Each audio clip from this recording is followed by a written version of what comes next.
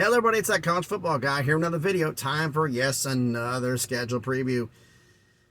A couple things that got mentioned to me in DMs, I'm going to say off the jump. One was, aren't you going to do a video about, somebody suggested me, why don't you do a video about the changes in the NIL, not the NIL, in the transfer portal for kids? I'm like, I did make one 2 months ago. Everybody else is doing it now to fill in content. So I saw that. I'm like, oh, okay. Nice. Now the rest of you guys can catch up. But as for the rest of it, a guy who's going right in front here is waving us off, so I had to make sure everything's okay. But other than that, I'm not going to get into the gambling thing that came out. If you want to read the story, it's on ESPN. I'm not going to do a report but about the fact they've trend on changing the changing a new marketing code for remote gambling, for that way no one under 21 goes after it. Is this like wash, rinse, repeat? So I'm not really going to get into it. But we didn't come in to hear that. When you came here for the scheduling preview of Pitt, who like Duke last year went 9-4. We're going to do a schedule preview here. This is a preview. I'm not giving you a prediction on the record. That's later. We're going to go compare non-conference games for non-conference games. I'm going to read you their schedule and what they did last year, and then we're going to go over their schedule for this year. We're going to decide if last year's non-conference games or this year's, or which one's tougher, and last year's schedule or this year's schedule, which one's tougher. All right, last year's schedule, we'll do non-cons first. Last year, they had home against West Virginia, home against Tennessee, at Western Michigan, and home against Rhode Island. They went 3-1 of those games. The loss was the overtime loss to Tennessee. This year, they have 2 Power Fives, 1 Group of 5, 1 FCS. I'm here, and by the way, in Ellenwood, Georgia. They're unloading me the last little bit of it. They should be done shortly. And I'll be on my way to head up to White, Georgia. And then to East Tennessee somewhere. They haven't decided where it's going to go. Because it might go directly to the location or might get dropped off one of our lots, because the delivery's not until tomorrow morning, and I'm going to be there this afternoon, so they got to decide what they want me to do. But anyway, this year's non-conference schedule. Versus Wofford, home against Cincinnati, at West Virginia, at Notre Dame. 3 Power Fives, 1 FCS. Yes, Cincinnati joins the Big 12 this year, so they're our Power 5. So needless to say, this year's is a lot tougher non-conference-wise. Now, let's give you last year's full schedule. All right, start off. Home at West Virginia, the backyard brawl. They won 38-31, survived that one. Home against Tennessee, lost 34-27 in overtime. At Western Michigan, they won 34-13. Home against Rhode Island, won 45-24. Home against Georgia Tech, lost 26-21. Home against Virginia Tech, won 45-29, which isn't bad. You know, basically you talk about you went 4-2 in your first 6 games before the bye week. Your bye week, here is where it started to get to be trouble a little bit. This was the 4-game run between Georgia Tech, Virginia Tech, and then the next 2, which was at Louisville, where they lost 24-10, and at North Carolina, where they lost 42-24. So they lost 3 of their next 4 in that little period there. And then they went on a run. At Syracuse, won 19-9. At Virginia, won 37-7. Home against Duke, won 28-26. At Miami, won 42-16. Finished the season at the Sun Bowl against UCLA and won that game as well. 37, I think it was 37-30. 37-35. Anyway. So basically, West Virginia was a key game. West Virginia was not really a key game. It was a backyard brawl. It was emotional. But Tennessee, Louisville, North Carolina, Miami. I'd say those are the 4 key games. They lost 3 of them. And 3 of them were on the road. They lost the game on one of the game. The game won one home game. They lost that one. Now, this year's schedule. Home against Wofford. Home against Cincinnati.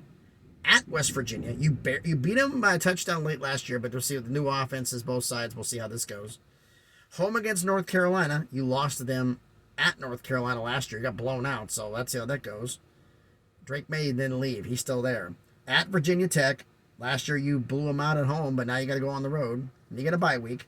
home against Louisville. So you play Louisville after the bye both seasons. You were at Louisville and lost. Now you're at home going for revenge. And this is a run here. This next 5 games, if you count Louisville, this 5-game run. Remember, Syracuse was not exactly a slouch last year. I don't know about this year, but I call this the 5-game run. Home against Louisville, at Wake Forest, at Notre Dame, home against Florida State, at Syracuse. That's not going to be easy, 5 weeks of that. You're going to catch a couple of L's at least, I think, in that one. If you can get 5-0 through that run, that's incredible, but I just don't see it happening. And then they're home against Boston College and finish the season at Duke. So, key games of the year. Home against North Carolina, home against Louisville, at Notre Dame, home against Florida State, at Syracuse mainly. If you want to do that one, like 3 of the... If you don't want to count Syracuse, you just do the first 4. 3 of the 4 are at home. Actually, excuse me, I take that back. Yeah, 3 of the 4 are at home. New Syracuse is 3 out of 5 are at home. So they got a lot of home games, and they're big games, but other games on there. So what do we think here? Last season, you played Syracuse, Virginia, Duke, and Miami. You got Duke again. You don't have Miami this year. So who's the swap out? I mean, your non-cons, you got West Virginia again. You swap out Tennessee for Notre Dame. You swap out Western Michigan for Cincinnati. And you swap out Rhode Island for Wofford. Tougher there. You still play Virginia Tech. You still play Louisville. You still play North Carolina. You still play Syracuse. You still play Duke. But you swapped out Georgia Tech for Wake Forest. You swapped out Virginia for Notre Dame. Well, I'm missing a game here. Notre Dame was the non-con game. Excuse me. So you swapped Virginia for Florida State, and you swapped Miami for Boston College. Seems like this year's schedule is going to be a little bit tougher. And with different things going on at quarterback right now, the quarterback situation, I don't know what it is going to be because spring practices are still going on. This could be a very interesting year for Pitt. But let me know down in the comments what you think about this. Who do you think that the non-conference games, I think it's pretty obvious, non-conference games this year are tougher than last year. And I think the overall schedule is tougher this year than last year. Sounds like a wash, rinse, repeat for Duke. They had the same issue. They had a very easy schedule last year, and now they're getting hammered. So, but you let me know down in the comments what you think about this. So, thanks everybody for watching the video. Like I said, mention down in the comments which schedule you think is tougher, non-con regular season, between last year and this year. If you like the video, smash the thumbs up. Hit the like button, okay? Smash it for me. It helps with the algorithm, helps with the analytics, helps the video to be seen by more people. We get more chances to watch things out there. And if you like the video, check out the other ones I've done and subscribe to the channel. Now, we're on our way to 400 subscribers, so we can get there. There's more scheduled previews to come. Now, what's the future going to be? Barring college schedules can come. Barring something with realignment happening, which post-NCAA tournament, we could see how that goes. That could change things up, especially possibly with basketball-only schools entering the Big 12, if that's even going to happen, and all the other things. We'll see how that goes. But mainly this is going to be scheduled previews. But once the NFL draft's over, I'll be finishing the scheduled previews. Also, right after the draft, we'll be doing that point scale system to who won the draft based on universities. Which, those of you who don't remember that one, that's a point scale system. 7 points for a first-round pick, 6 points for a second-rounder, 5 points for a third, 4 points for a fourth, 3 points for a fifth, 2 points for a sixth, 1 point for a seventh. Whoever has the most points wins between Group of 5 and Power 5. And I'll even do FCS. Might throw the FCS in there if FCS did better than the Power 5, than the Group of 5s. So we'll see. And then, of course, we'll do an overall top 10 onto all that's done. So, thanks, everybody, for watching the video. Like I said, after that's done, we'll do the draft selection, and then we'll start getting into, in the off-season, is going to be, once the schedules get done, because I'm doing schedule previews for the ACC, the Big 10, the Big 12, the Pac-12, the SEC, the American, the Mountain West, the Sun Belt, and because we had new subscribers who wanted the subscriber roll call, who put their universities in, referring to Notre Dame, Middle Tennessee State, I will also do scheduled previews for those two schools as well. Notre Dame is technically ACC, but they're not a full member. But I'll do a scheduled previews for Notre Dame and Middle Tennessee State, as well as where I think they're going to be. I'm not going to do a full conference breakdown for them. I'll just predict their schedule for those two because they're not involved in conference standings.